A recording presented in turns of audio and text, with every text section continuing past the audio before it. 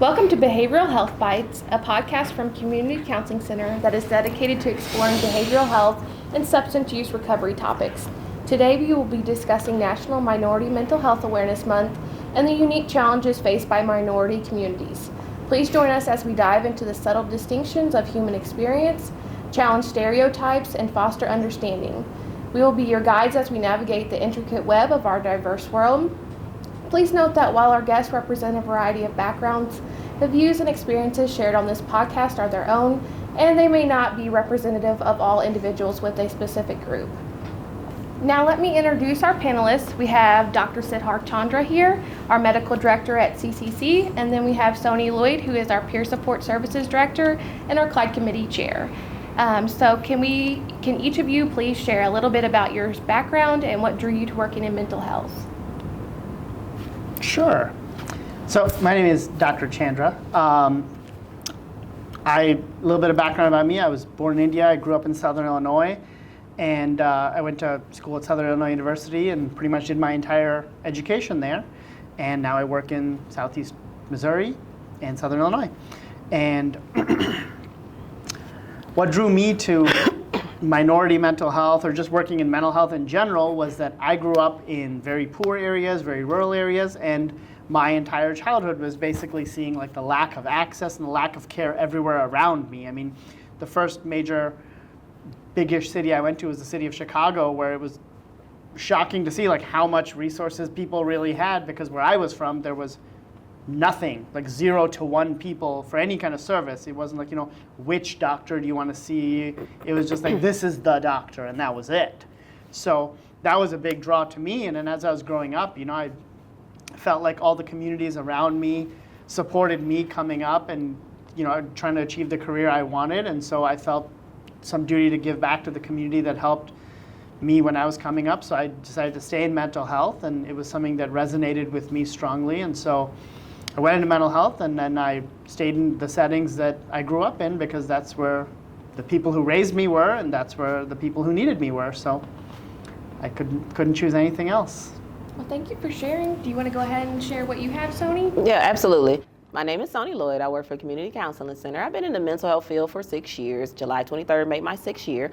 I am actually from Kankakee, Illinois, which is a town south of Chicago, but I was raised in Cape Girardeau, Missouri. Been living here majority of my life. So, funny story is that mental health was actually not my first choice. My lifelong goal was to become an attorney and to pursue law, but it's funny how life has a way of switching things up on you, and I've been in this mental health field, and I've learned and grown since I've been in here, and I have realized that there is a great need, especially when it comes to minorities and being in this particular field. So my hope and dream is to continue to grow while I'm here in this field. Thank you for sharing that. So what are some of the biggest challenges you see facing minority communities when it comes to mental health? Sure. Oh, you want me to go first? Yep. This one? Are you sure? Mm-hmm. Okay. So that's a great question. Some of the biggest things I've seen growing up is, first, the lack of resources. For areas that don't have a lot of diversity, there just are no resources, so a lot of places don't have the option for like which doctor you can choose or which therapist you can choose. There's just a therapist and a doctor and a whatever, and a lot of rural community mental health services are very limited in resources, so the access to care and the outreach is not there. I mean, growing up, there were a lot of times where, there was no one when things happened. There was no help around, and even as I did my training, even though I trained in the same areas I grew up in, there were times I learned about resources that had been around for 25, 30 years that I had literally never heard of growing up. Not in school, not in the community, and I was pretty active in the community, never heard of it, but they existed, Mm-hmm. I didn't know where our health department was until I was volunteering there in college, even though I grew up in the same town, not even 5 miles away. And I learned because they just didn't have the resources. I mean, they were barely making do as it was, and nobody knew about it. And minority communities are especially affected by this because that kind of outreach is just not there, and sometimes people don't think of it. And even when I was working there, a lot of people just assumed that everybody knew about it, and they were shocked to learn that you didn't know that this was here? And it turns out, like in talking to patients, that's actually pretty common. So that's a big roadblock to access to mental health resources and mental health care. And just to kind of pick up where Dr. Chandra spoke, I agree with everything he just said. One of the biggest challenges when it comes to minorities and mental health is the lack of resources or even knowing where to go. I think also too, one of the greatest challenges that I've seen, especially being in the mental health field, as well as growing up here in Cape Girardeau, is the stigma that is placed on mental health, especially in my particular community. And fear has been one of the greatest components to prevent people from accessing that mental health, even if mental health services are accessible to them. So overall, like Dr. Chandra said, is the resources as well as those internalized fears as well as stigma. Well, thank you guys for sharing. Would you guys briefly touch on specific challenges faced by different minority groups, such as language barriers or immigration status? Sure. So, given our area and the area that we work in, there is some amount of diversity, and a lot of times language barriers are a big problem, especially for someone new to the area or someone who is not well established. If they have a mental health issue, they do have fear, like Soni said, about coming in because they are afraid of not being understood. There might be cultural barriers that prevent that, but even beyond that, sometimes it's literally just language. We are very fortunate here at Community Counseling Center that we have a diverse panel of mental health providers that speak many languages. And so that's allowed us to naturally have much better access. But a lot of times if there's a language barrier that exists, that adds just one more burden to overcome to try to get effective or deliver effective mental health, And a lot of times, especially in this area, especially rural settings, immigration status is a concern, and it's one of those things that if the clients come in or if someone comes in, they might realize that their immigration statuses may not, has no impact on their mental health from a care standpoint, but the perception when they're not coming in is same. It's like, oh, I have to go in to a formal system to try to get help. What if? And that can be a huge barrier. That can be a big fear point. That's where I think effective outreach and education can help alleviate some of those concerns. We have translators and translation access to just about any language that exists, but even naturally, because of our diverse care providers and diverse business, diverse agency, we are able to provide a lot broader scope than I think a lot of people realize. We're very fortunate in that standpoint. Well, thank you for sharing. Is there anything you would like to add, Soni? I would say one of the challenges that we face is the cultural differences and lack of representation. Representation is everything, and just being in this particular arena, in this environment, in this area, I've noticed, like Dr. Chandra did specify that we are becoming more diverse, but when it comes to African Americans, there was a clothing line back in the 90s, 2000 that was called FUBU, for us, by us, right? So when it comes to African Americans, we love to see individuals that look like us because of those those cultural differences. Not saying that we won't accept the services, but when you see individuals that are working in the arena, working in the mental health arena, it makes us more susceptible to want to engage in those services because we see that, oh, somebody that looks like us knows the challenges that we have faced, especially from history all the way up until now. Well, thank you for sharing. Yeah, that's a really great point, Soni. I think representation is super important, and like you said, like if you see someone you recognize or someone that it seems like you, it's easier to do that. And an important part of that is just getting the word out there. I think we do have a very diverse agency, and we're always working to increase that diversity and increase the scope of our reach, but a lot of people don't know. And I think that's an important part we should work on addressing over time. Thank you, guys. And when talking about like diversity and like minority care, I can't tell you how many times I've run into clients who they're like, oh, like I want to speak to Dr. Chandra or whatever, and then they meet me and they're like, you are not what I expected. Really? And, yeah, sometimes I don't know how to take that. I'm just like, well, is that a good thing or a bad thing? They're like, you just look different than what I expected.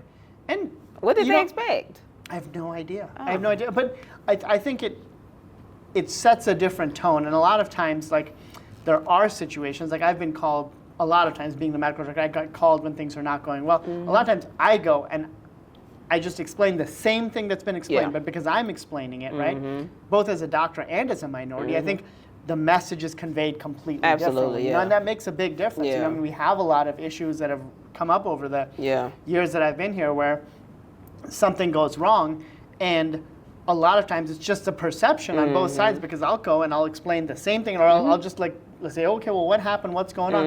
And I explain it, and then all of a sudden, like, the situation seems to resolve, and it's become clear to me over time that a lot of times, right, it is just a cultural or a minority-related barrier where it's just like there's that inherent, like, I'm not sure about this situation, and then they see me and they're like, oh, you're the guy, and then I explain to them, they're like, oh, okay, that's fine, you know, and it's sad, it makes me sad sometimes, but it's not surprising. Like, I've learned through like in working that, like, a lot of times it is just something that it just depends on who's explaining it, you know, and that's where that representation matters becomes a thing, is that it really does make a difference. And there's other times where it's been the reverse, you know, where someone meets me and I can immediately tell they're questioning my qualifications because they're like, oh, you're not what I expected. And I don't know if it's age or race or gender or my appearance or whatever it is, but it's something.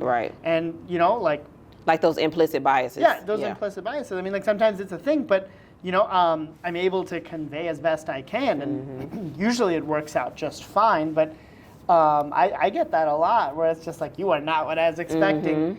And I've actually heard from some patients that they were not expecting the diversity that we have, which I was a little surprised by, because sometimes we get new clients who come in who during their intake will make like kind of a very specific request, you know, about who they want to see or if we have options. And I've talked to people on the phone where they're like, you know, I know you don't have many options, or I know this is a rural setting. And sometimes the patients know, right? They're like, oh, I know this is a setting, but is there any way I could see somebody who, and they'll make a request about something that relates better to them, you know, someone who's close to age to me, or someone who's, you know, kind of from the same area or something. And, you know, some people take those as like in a negative way, but to me, I'm just like, oh, this person is just asking for something they can relate to. And what I think when I hear that, right, is that they are worried, right? They're worried, right? And the whole goal is to provide a high quality mental health experience. So I'm like, okay, well, let's do what we can to facilitate. And I always try to preface that with like, look, we are of limited resources, so like we only have so much, right? But I will do the best I can to facilitate your request. And a lot of times it's a very simple request, you know, but even though it's simple on our end, it might mean a lot to the client. And so, you know, we try to do our best, especially when it comes to like minority care or gender-related care. Absolutely, I agree. And those are probably the two more common things that we get, where it's just like, you know, and then sometimes we have situations that come up where it's like, you know, I would like to switch to somebody else because I just don't feel like I'm getting that connection. And I always try to like look into those things more carefully just to make sure we don't have any patterns. And what I always find is that it really just comes down to a comfort level. It's just like, you know, I'm not sure I'm being understood. And yeah, it makes a big difference. It does, most certainly. Well, thank you for sharing. In your guys' experiences, what are some effective ways to overcome these challenges and promote mental health awareness in minority communities? What do you guys think? Well, I would say one of the ways to combat the lack of mental health resources in the African American community is having centers, having even offices that are readily available. I'm thinking about my time when I was a program manager down on what is considered the south side of Cape Girardeau. And the individuals over there, and I'm not trying to generalize, I'm just speaking from my own experience, but the individuals over there, they lacked transportation, they lacked, you know, Medicaid, insurance, etc. Knowing where our office is now, it takes a little bit to get from that particular neighborhood up until the main office. So having something that is readily available, accessible, I think will make a world of difference. I think it will promote mental health awareness as well as wellness, making sure having a place that is there for the community as well as being a hub for the community. Also within that office that is placed within a community, making sure we have people that are representative, like we talked about earlier. But also, it's okay to have that diversity as well in that office. You don't want to get an office that's in a more urban area that's full of, I hate to say it, white individuals. You definitely want that diversity there, but also having the representative people who are minorities work in that office. I think that would probably be one of the greatest ways to help bring awareness to minorities when it comes to mental health. Setting spaces, hubs, locations, pop-up locations, something where people can come where they don't have to exhaust their resources to try to get to. Thank you for that. Yeah, I mean, I think that's solid. I would say the biggest thing I think we can do as an agency and just in general, right, to improve, overcome some of the barriers is just having more understanding, like understanding like different cultures and, different resources. And like Soni said, they're different availability, right? We have to be there to deliver what the people need, right? And different communities need different things, right?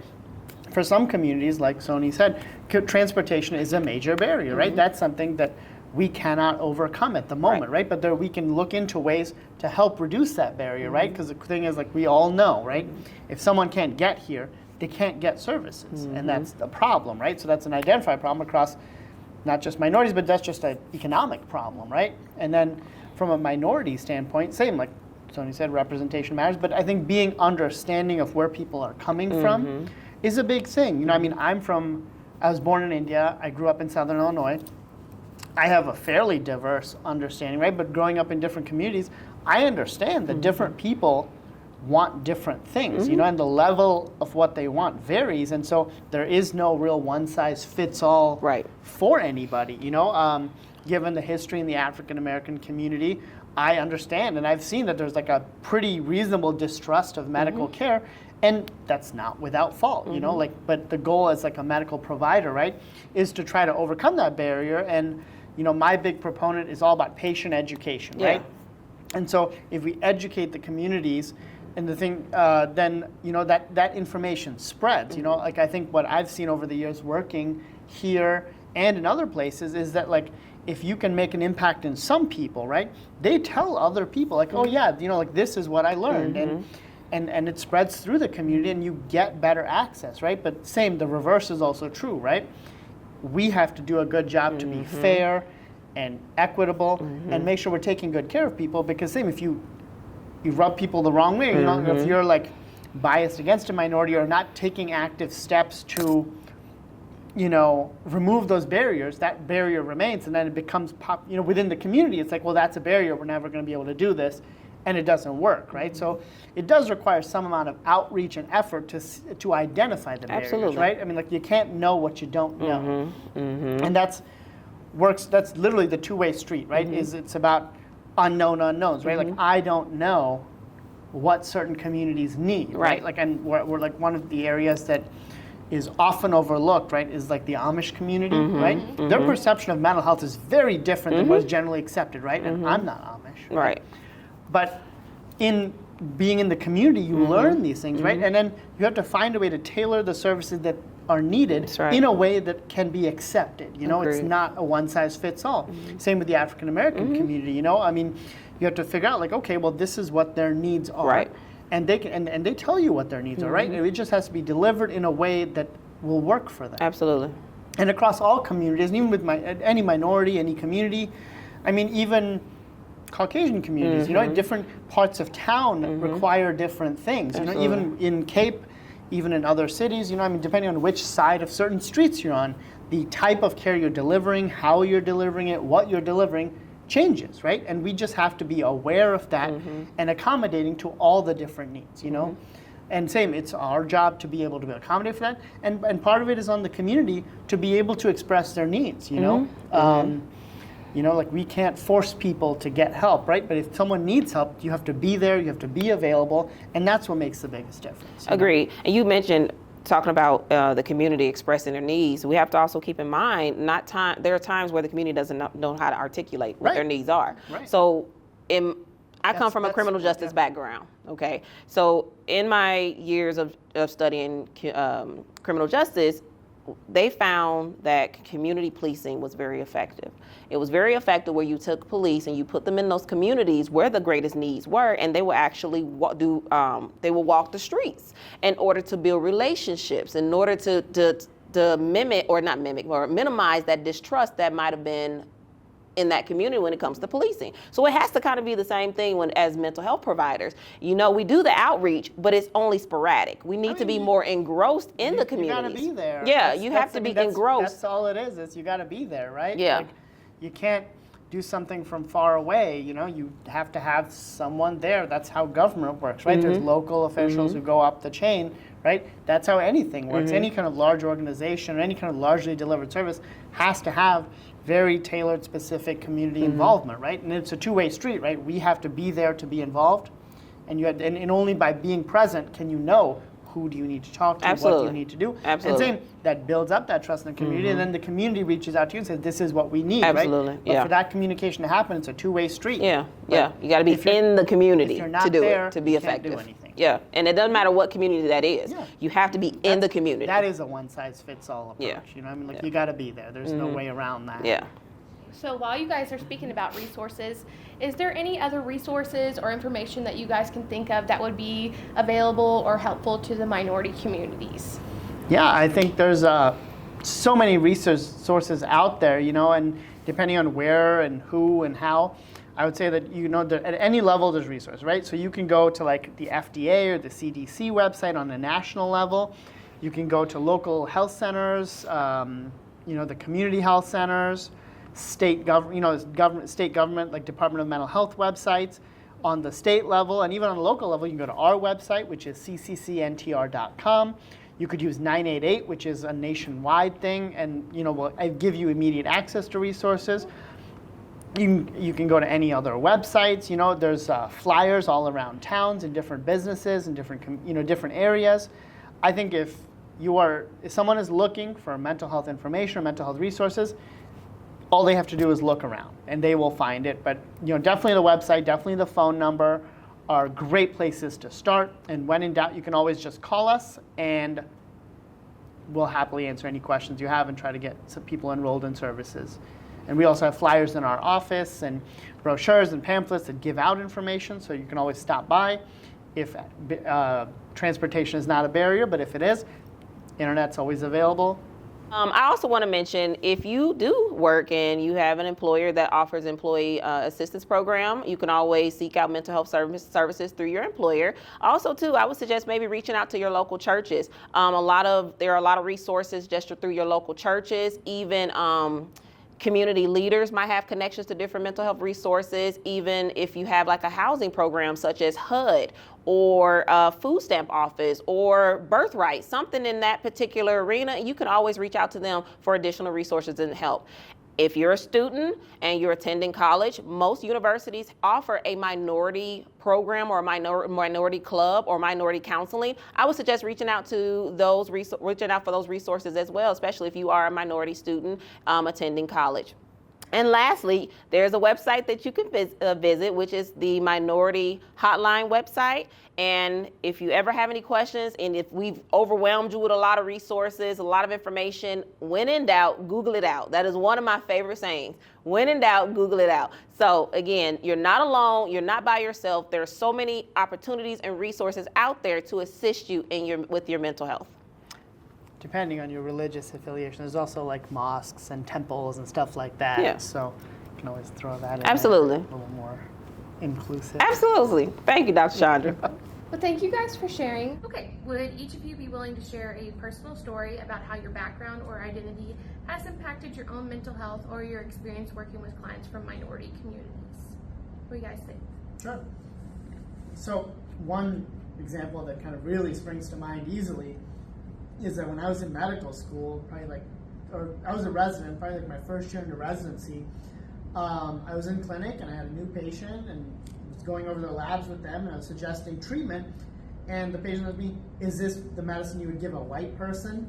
And I had no idea how to respond to that. I was just like, I guess, this is the research that I'm basing this off on. This is what the, American Board of Internal Medicine guidelines are. This is what the guidelines are. This is why I chose this. And I explained it, and he's like, well, if I was white, would you have given me the same thing? And I was like, yeah, probably. And I just didn't know what to say. And he's like, well, he's like, is it just the cheap stuff? And my immediate response, which probably is not the right response, I was like, everybody gets the cheap stuff unless they have good insurance. So I was like, I'm giving you what I think you will be able to get and what's safe and effective.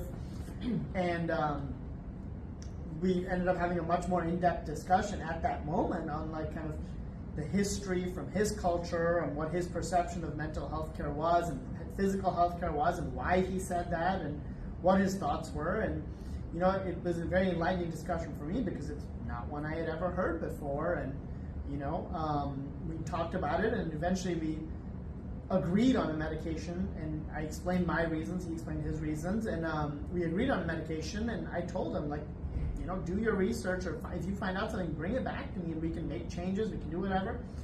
But my goal is always to be as safe as possible, right? So I'll never do anything that's unsafe for you, but you have a choice, you're in charge of your healthcare. And I think it's one of those things that resonated with him, and it really changed the way I think about making or communicating with patients. Is I think it's more of a teamwork atmosphere, and a lot of patients just want to know why you're making a decision you're making, and from their culture understand that it's not a culturally biased decision, which had honestly until that point never really crossed my mind, but now it does. There's another time I went to see a patient. I went into clinic to see a patient for an emergency, and this has happened to me in the hospital so many times. So you go to see a patient in the ER or who's admitted, and the moment I walk in, they're like, I want a white doctor. And I was like, okay, sounds good. But there is no white doctor. I'm like, I'm the only doctor on this floor. I'm the only doctor here. And this happened a lot during COVID, especially. I worked on a lot of COVID units, and a lot of patients would be like, oh, I don't trust you, I want a white doctor. And I'd be like, well, I'm sorry, but I'm the only doctor here. And I often ask, why do you want that? May I ask why? And surprisingly, patients are pretty upfront about it. And, some of them were minorities, some of them were not, but from different cultures. But they would ask, they're like, where are you from? Are you from here? Where are your qualifications? Did you go to medical school in America? And I often, I was well into my career by then, so I was used to that. So I was just answer their questions, but I often ask them, may I ask why you would like to know that? And I learned, they have a lot of distrust, and some of them, surprisingly, when patients are very ill, they tend to be very honest. One of them said, I'm not sure you're going to be able to understand me.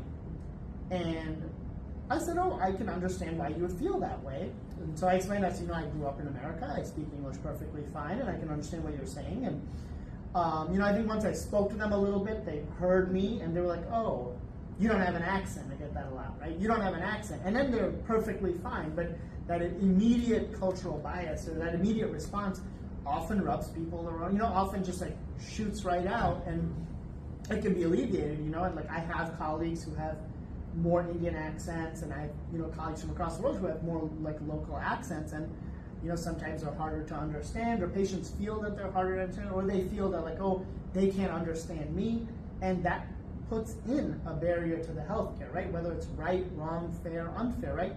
That becomes a barrier to their healthcare, and that is an issue, right?